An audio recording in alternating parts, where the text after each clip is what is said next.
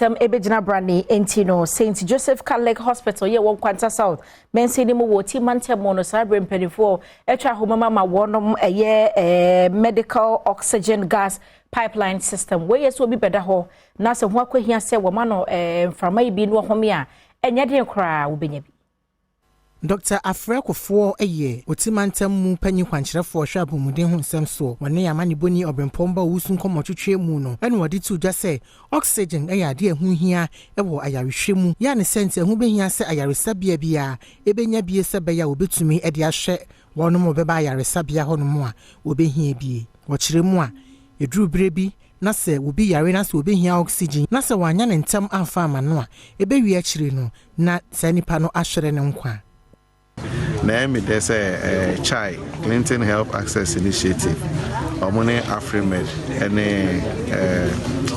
a buying your mom, Kikahuina, Bomoding, say, Omebo Utia Boy, Tomba Utino, Omo Etimia, oxygen distribution system with oxygen reservoirs. In fact, FAE, Yayabaku or Cratchy West District Hospital, I work at Cratchy. And Yaya Bakon so St Joseph's Hospital and no work in Quanta.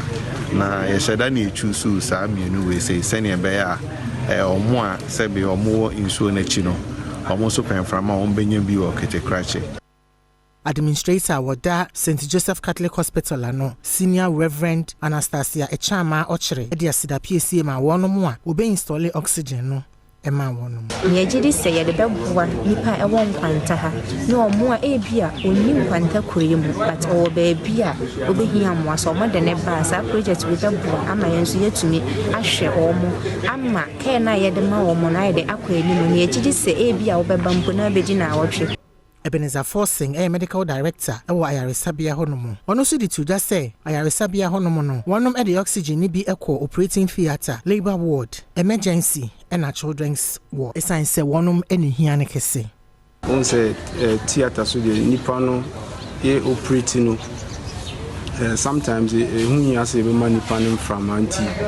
At that point you see here nya fe na ye polyoxy cylinders bia ehona connect ya na de ma nipa nti eboa patient no ma yeso ye breso